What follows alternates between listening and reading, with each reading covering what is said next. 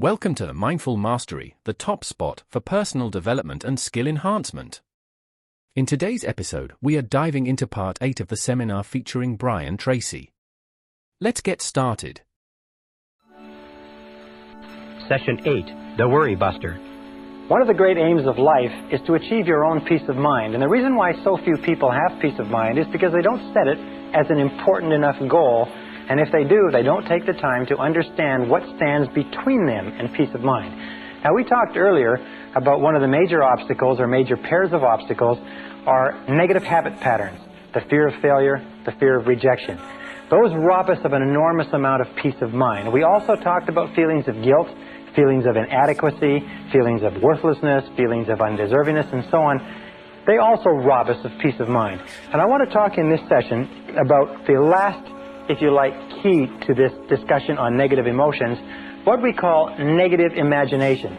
Now, the word negative imagination comes from an extensive body of literature that was written at the beginning of the century, but they found that negative imagination is something that we create in ourselves that causes us an enormous amount of stress and distress, if you like. Negative imagination creates fear.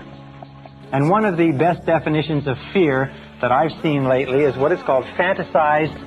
It can ask, what were they worrying about at the current time? And they accumulated it all up, and they found this is what people worry about. 40% of the worries that people had were things that never happened. When they went back later, they found that the things they were worried about would never happen. They were going to be late, or they'd lose a job, or they wouldn't work out on a date or a relationship. The next figure, 30%, were things that were in the past, that had already happened and nothing could be done about. There were 12% of worries were worries about health. In most cases, needless worries. The thought that they had a pain or an illness or an ailment or something else that didn't turn out to be true. 10% of the things people worried about were petty worries. They were worried about whether or not they had enough change in the parking meter, whether or not someone would phone them. Really irrelevant worries. Only 8% of the worries were about anything substantial at all, and of those 8%, half, or 4%, were totally outside the control. So far, the doctor can't save them. But the stress of not facing the possibility keeps them away from a doctor long past the point where a doctor could help them. Number 3 is resolve to accept the worst should it occur. Resolve to accept the worst should it occur. This is not passive, and this is not fatalistic. Just say, if nothing could be done and this were to happen, I will accept it. I have a saying which I use that is, what cannot be cured must be endured. What cannot be cured must be endured. So you say, well, all right, if this happens, I'll accept it and I'll learn to live with it. I'm not going to let it break me. I'm not going to let it kill me. And then number 4 is begin immediately to improve upon the worst. Begin immediately to improve upon the worst. What does that mean? It means you've now accepted that it might happen, and you've now decided that you will live with it should it occur, and now you do everything you possibly can to work back and make sure that the worst doesn't occur. In business, by the way, this is called the mini-max regret analysis. It's minimizing the maximum regret. In other words, it's saying, what is the worst thing that can happen and how can I minimize that maximum regret? This mini-max technique is a tremendous technique because it clears your mind considerably. And one of the best ways to use it is this. Really neat method. Take a piece of paper, draw a line down the center and a line across the top, and then work down the page. And right on this side, write WPO. Right on this page, a definition. In other words, this is a clear definition of what's bothering you. On the top of this page, you write WPO, worst possible outcome. And then you write 1, and you say, I'm worried about this. And you write it out clearly, and then you write 1, you say the worst possible outcome is this. 2, I'm worried about this. 2, worst possible outcome is this. And so on. You'll find that every single time you do this, the problem just evaporates. And most, not all of course, but most of the stress or strain disappears. Your mind goes clear, and with a clear mind, you can then deal with it effectively. Now, the final point with regard to this whole idea of worry and negative imagination is, what is the antidote? What is the antidote to worry? What do you think it is? Well, it's simply this. It is purposeful action. The only real antidote to worry is purposeful action. Everything that gets you to the point where you can take purposeful action, where you can move, and as Shakespeare says, take arms against the sea of troubles, and by so doing end them, anything that gets you to the point where you can take purposeful action will eliminate the worry. Why?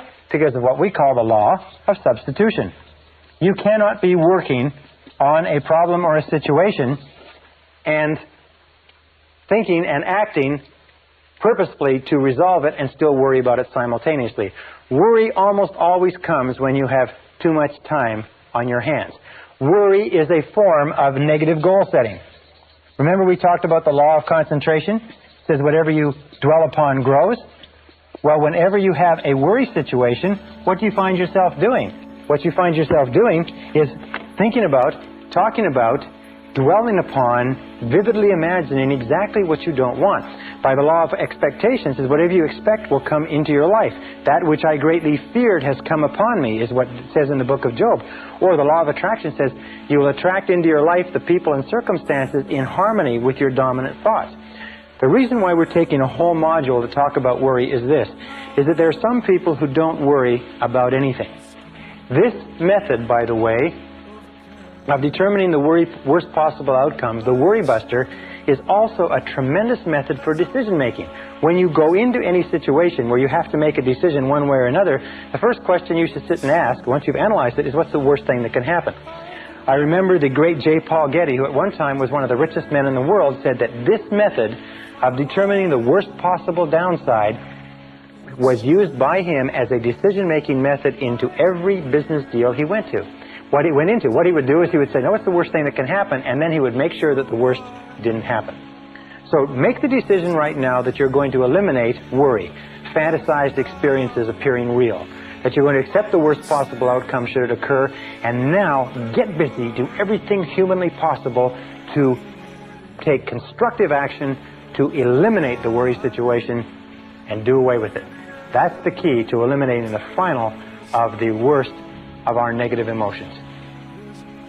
This is the end of side 2. Please fast forward the tape to the end to queue up side 1 for your next listening. Thanks for watching. If you enjoyed this video and found it helpful, please give it a thumbs up and subscribe to our channel if you haven't already. We would also love to hear your thoughts in the comments and any video suggestions you have that is related to our content. See you in the next video.